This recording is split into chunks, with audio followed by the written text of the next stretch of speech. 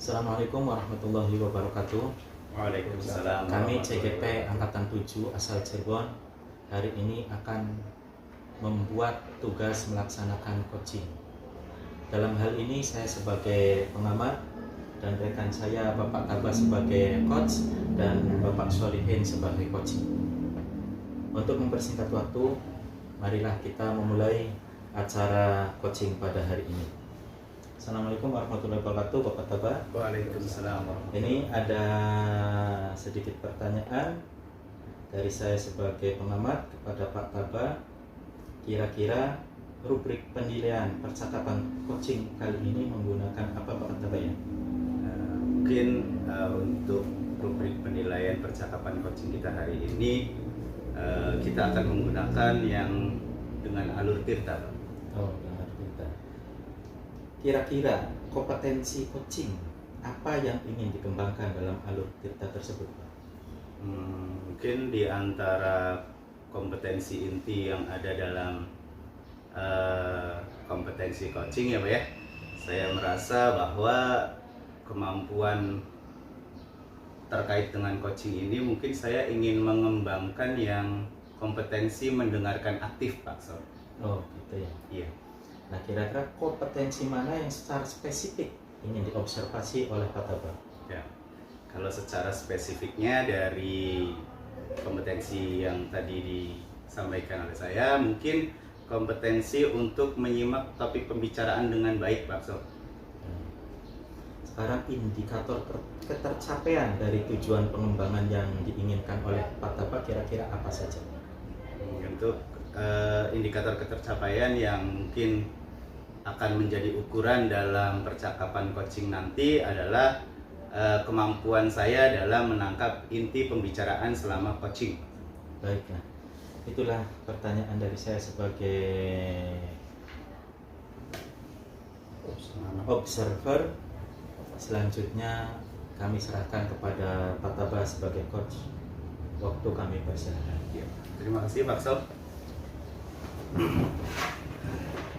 Apa kabar Pak Solihin? Alhamdulillah. Baik ya? Baik. Alhamdulillah. Anak-anak gimana Pak Solihin? Anak-anak yang mana ya Pak ya? Anak-anak di rumah alhamdulillah sehat. Alhamdulillah. Yang saya maksud di sini mungkin anak-anak di sekolah nih Pak Solihin. Di sekolah. Ya namanya juga anak pasti ada diferensiasi ya. Iya. Artinya tidak semua sama, pasti ada yang berbeda di sana. Gitu, Pak. Ada yang berbeda ya. Beda seperti apa nih Pak Solihin? Kaitannya dengan ini Pak, mungkin dalam proses pembelajaran ya, artinya ada anak yang fokus, kemudian ada anak yang tidak fokus, ada juga anak yang tidur di kelas, jaya sama teman, ada juga yang aktif mengikuti pembelajaran gitu.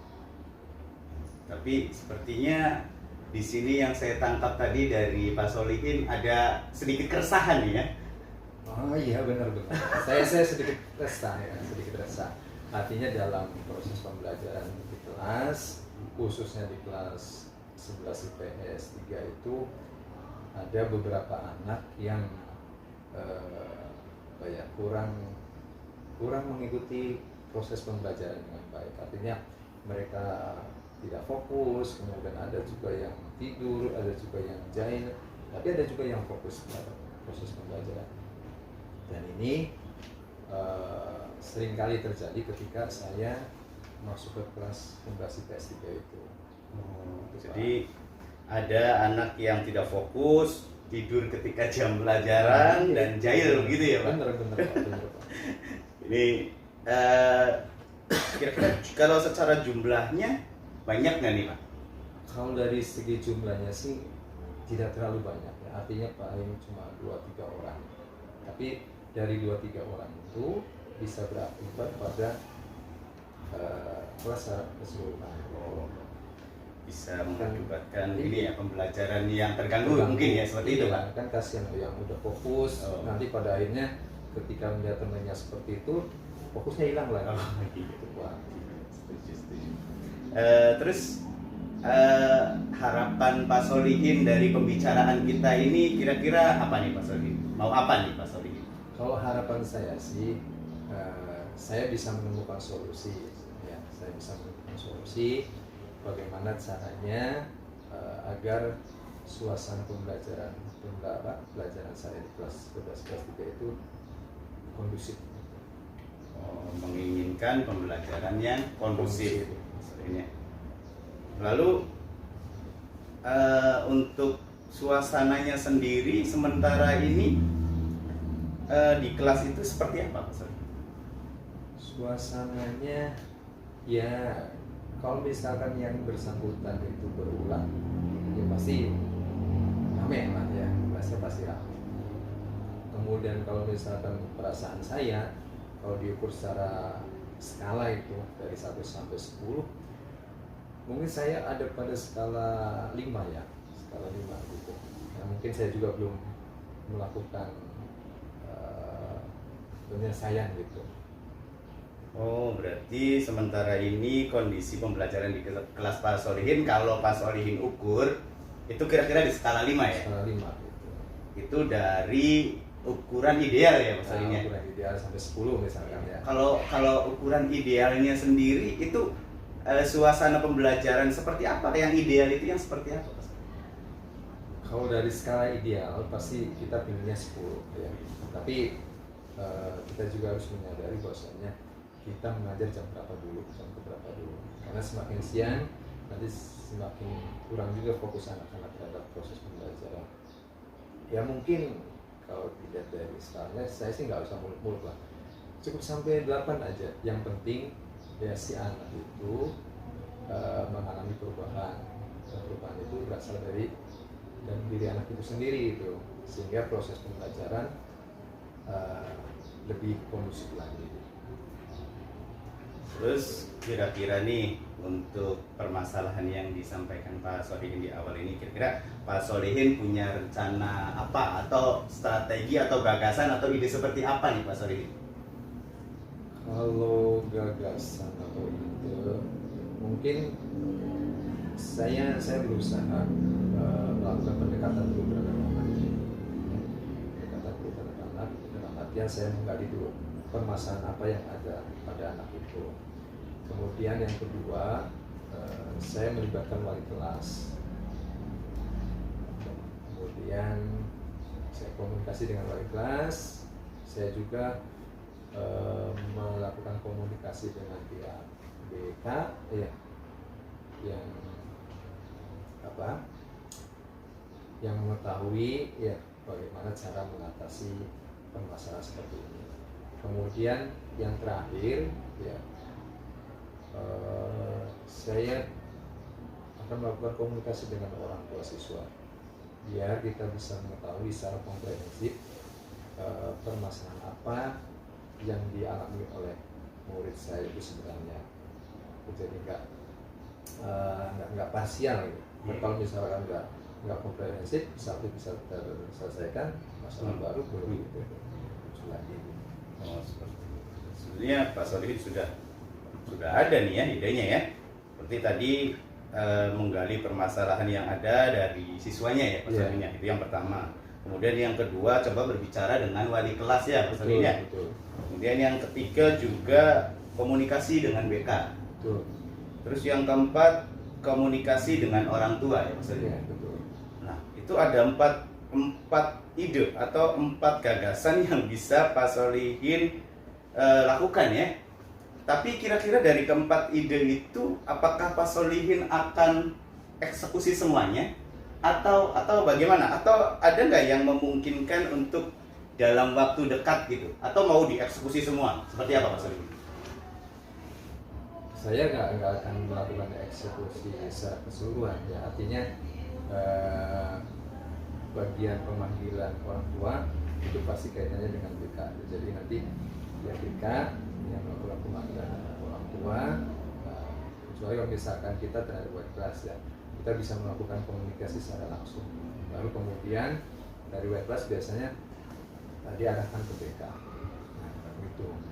Kemudian untuk penyelesaiannya, saya sih pinginnya nggak berlarut-larut gitu, dalam artian harus secepatnya diselesaikan biar proses pembelajaran saya bisa terlaksana dengan baik, dan kemudian tujuan pembelajaran juga bisa terlaksana atau tercapai dengan baik juga. Seperti itu ya Pak Solihin ya. Tadi kata Pak Solihin secepatnya ya. Cepatnya. Secepatnya ini kira-kira kapan nih Pak Solihin? Mungkin minggu depan ya Pak ya. Mungkin minggu depan. Minggu depan ya. Minggu depan berarti ini sudah bisa dilakukan ya Pak Solihin ya. Insya Allah bisa dilakukan. Kira-kira tadi kan Pak Solihin nanti rencananya ada yang membantu nih komunikasi dengan BK, pastinya berarti dengan guru BK ya Pak Solihin ya. Iya. Kira-kira ada lagi nggak yang bisa membantu Pak Solihin untuk lebih mengefektifkan ide Pak Solihin ini? Mungkin kaitannya dengan guru-guru yang lain, guru-guru mata pelajaran yang lain. Itu artinya tidak satu guru saja melakukan aksi seperti saya. Nah, di sini berarti ada kolaborasi, ya. Ada kolaborasi secara menyeluruh semua guru mata pelajaran sampai pada akhirnya kemudian yang bersangkutan bisa mulai menemukan kesadarannya. Karena saya yakin yang dia lakukan itu bisa jadi tidak hanya di mata pelajaran saya gitu. Nah, tapi di pelajaran-pelajaran yang lain. Makanya harus ada penyelesaian seperti apa komprehensif dari semua rekan sejawat sampai akhirnya kemudian muncul kesadaran. Oke, berarti ini rencananya kolaborasi dengan guru yang lain ya Pak Solihin ya, untuk lebih memaksimalkan efektivitas ide tadi ya. Oke, luar biasa, ini idenya sudah sangat bagus dan banyak nih Pak Solihin ya. Saya sangat penasaran nih dengan hasilnya, kira-kira seperti apa gitu loh ya. Semoga hasilnya baik ya, sesuai yang diharapkan ya Pak Solihin ya.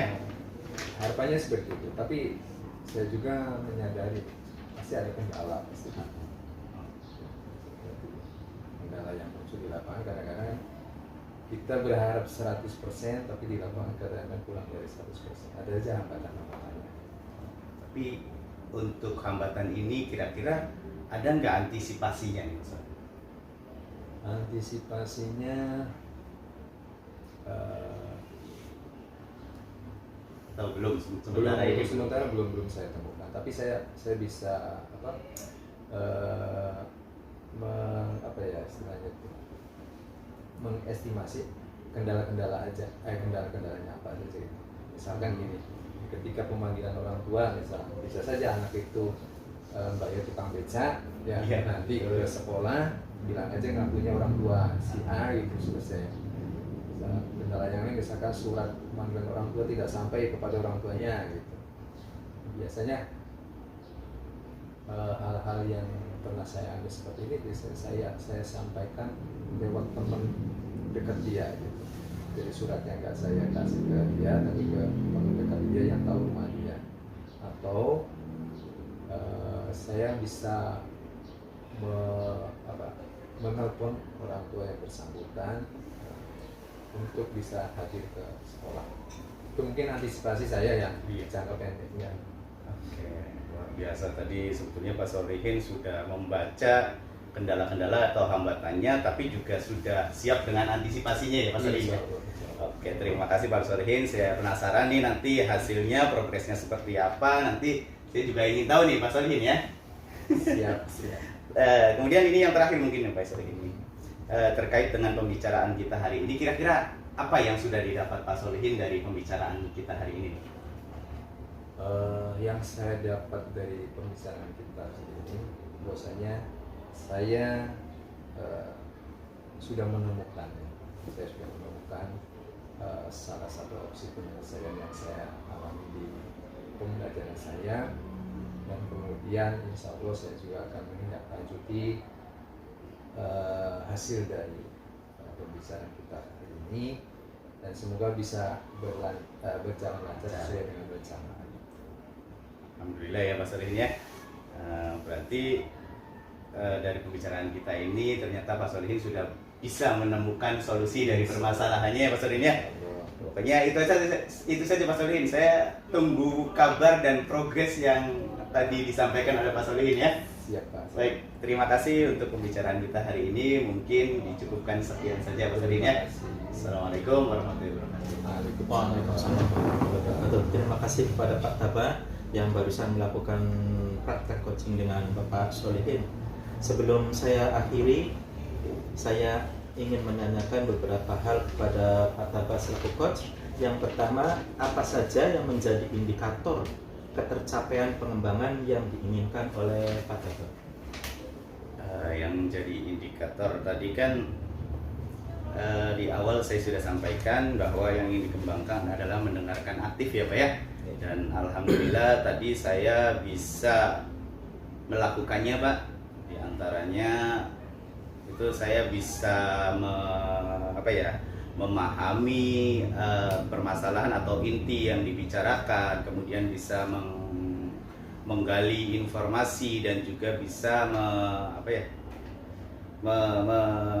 menggali informasi kemudian mengelaborasi ya Pak ya, sehingga Pak Solihin tadi bisa menemukan solusinya sendiri Pak. Ya, baik Pak. Yang selanjutnya, kira-kira kompetensi apa lagi yang ingin Pak Taba kembangkan berdasarkan hasil melakukan coaching yang barusan dilakukan Pak Taba?